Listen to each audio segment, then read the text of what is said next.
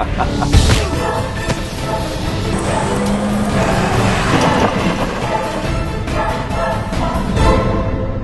got hit by a car yesterday. I was walking through a crosswalk and the walk sign was lit. A car just kind of plowed into me and I rolled over the hood just like you see in the movies. I was holding a Coke in one hand and I was holding my iPod in the other, and I rolled off the side of the car and landed on the ground, and I still had them. Apparently those things are really important to me. This young girl got out of the car and she's like flipping out and like I guess she thought I was dead or something. And I got up and I was fine, so I told her that I was fine, but she kept freaking out.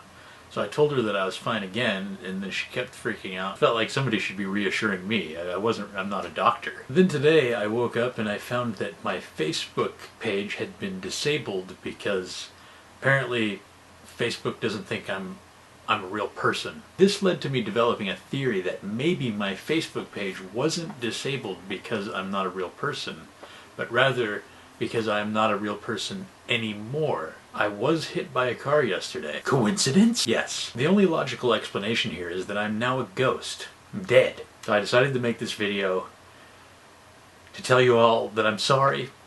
I couldn't say goodbye. Please don't live out the rest of your lives wishing that it was you instead of me. I know the world would have been a better place had it been true. It's just not very productive. And speaking of being productive, I've had a lot of time to think about this since yesterday, so I've decided that even though I'm a ghost, I'm still going to finish the danger element so that you all have something to remember me by. With that, allow me to share with you how I've spent my week.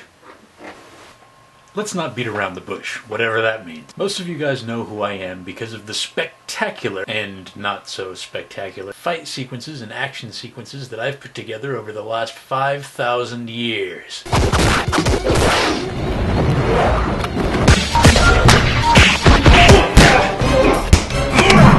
The rest of you probably know who I am because Eric told you who I am. Many of you, probably very few of you, also know that at the end of this month, the crew of the Danger Element is going into a 2-week-long shoot, where we hope to shoot most of the remainder of the series. During this shoot, we're going to be filming one of the most difficult fight scenes I think I've done in my lifetime. But since I'm dead, I don't have to worry about that. I've spent the last week planning that sequence. I think for myself, as far as filmmaking goes, planning makes up like 60% of how good my finished product ends up being. I love just like making up statistics and just like throwing them out there. Just like people just think like, oh, he really did his research. So since that's how I spent most of my week, I figured I would share a little bit of my planning process when it comes to fight scenes specifically.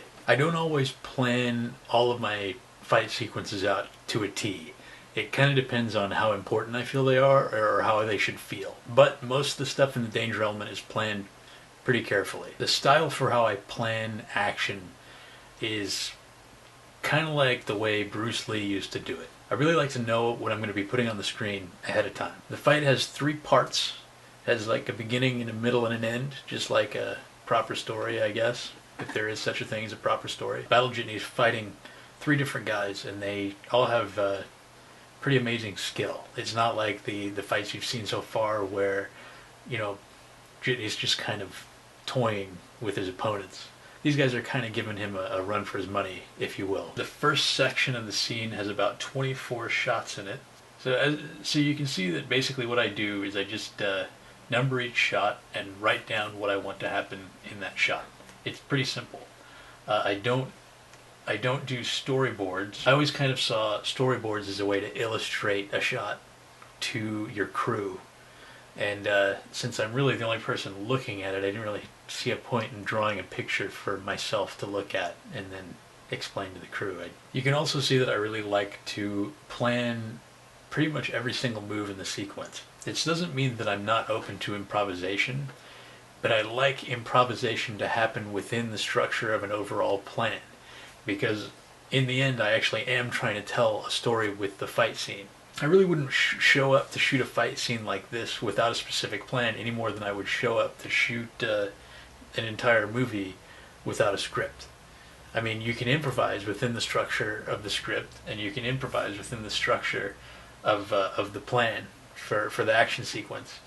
But I'm not into improvising the entire thing. And even then, there are times when I restrict improvisation because I'm trying to do something specific, or I'm trying to tell a story with shots, or I'm trying to tell a story with movement, or just accomplish something very specific.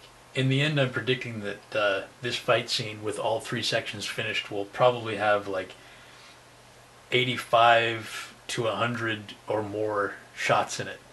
It'll probably, I'm just taking a wild guess based on past experience, probably take 12 hours to shoot. It'll be the last thing that we shoot for the 2 weeks, and hopefully we'll all survive it because it's going to be the hardest thing during the entire shoot. So that's how I plan action sequences. I hope you learned something.